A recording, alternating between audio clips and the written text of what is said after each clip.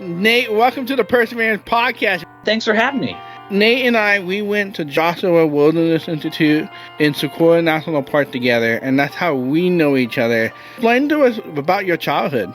I am the product of a broken home. Grew up in poverty with a mom and a dad who just had a lot of issues. As a kid, my dad ended up taking off, and right around that same time, my mom got diagnosed with Huntington's disease. For a young kid, there's a lot of shock and get a little bit angry about the hand that you were dealt in life.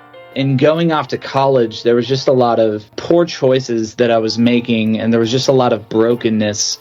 I ended up getting kicked out of college at the end of my freshman year, but I look back on it now and I go, man, that was actually one of the best things that ever happened to me, because that's what led me to developing a real relationship with Jesus.